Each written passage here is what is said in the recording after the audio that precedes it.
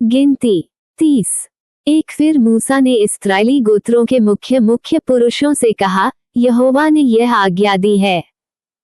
2 कि जब कोई पुरुष यहोवा की मन्नत माने व अपने आप को वाचा से बांधने के लिए शपथ खाए, तो वह अपना वचन न टाले, जो कुछ उसके मुंह से निकला हो उसके अनुसार वह करे। 3 और जब कोई स्त्री अपनी कुंवारी अवस्था में अपने पिता के घर से रहते हुए यहोवा की मन्नत माने व अपने को वाचा से बांधे। 4 तो यदि उसका पिता उसकी मन्नत व उसका वह वचन सुनकर जिससे उसने अपने आप को बांधा हो उससे कुछ न कहे, तब तो उसकी सब मन्नतें स्थिर बनी रहें और कोई बंधन क्यों न हो जिससे उसने अपने आप को बांधा हो वह भी स्थिर रहे। 5 परंतु यदि उसका पिता उसकी सुनकर उसी दिन उसको बरजे, तो उसकी मन्नतें व और प्रकार के बंधन जिनसे उसने अपने आप को बांधा हो उनमें से एक भी स्थिर न रहे, और यहोवा ये जानकर कि उस स्त्री के पिता ने उसे मना कर दिया है, उसका ये पाप क्षमा करेगा। 6 फिर यदि वह पति के अधीन हो और मन्नत माने व बिना सोच विचार किए ऐसा कुछ कहे जिससे वह बंधन में पड़े। 7 और यदि उसका पति सुनकर उस दिन उससे कुछ न कहे, तब तो उसकी मन्नतें स्थिर रहें और जिन बंधनों से उसने अपने आप को बांधा हो वह भी स्थिर रहें। 8 परंतु यदि उसका पति सुनकर उसी दिन उसे मना कर दे, तो जो मन्नत उसने मानी है और जो बात बिना सोच विचार किए कहने से उसने अपने आप को वाचा से बांधा हो वो टूट जाएगी और यहोवा उस स्त्री का पाप क्षमा करेगा।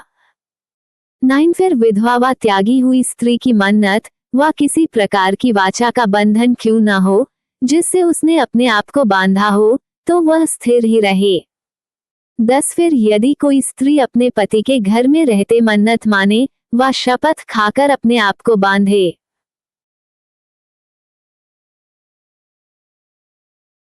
11 और उसका पति सुनकर कुछ न कहे और न उसे मना करे, तब तो उसकी सब मन्नतें स्थिर बनी रहें और हर एक बंधन क्यों न हो जिससे उसने अपने आप को बांधा हो वह स्थिर रहे।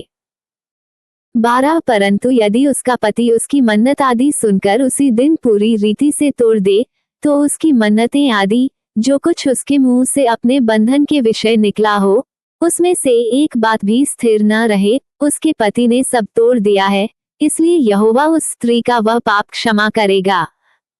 13 कोई भी मन्नत व शपथ क्यों न हो जिससे उस स्त्री ने अपने जीव को दुख देने की वाचा बांधी हो, उसको उसका पति चाहे तो दृढ़ करे और चाहे तो तोड़े। 14 अर्थात यदि उसका पति दिन प्रतिदिन उससे कुछ भी न कहे, तो वो उसको सब मन्नतें आदि बंधनों को जिससे वह बंधी हो दृढ़ कर देता है, उसने उनको दृढ़ किया है, क्योंकि सुनने के दिन उसने कुछ नहीं कहा।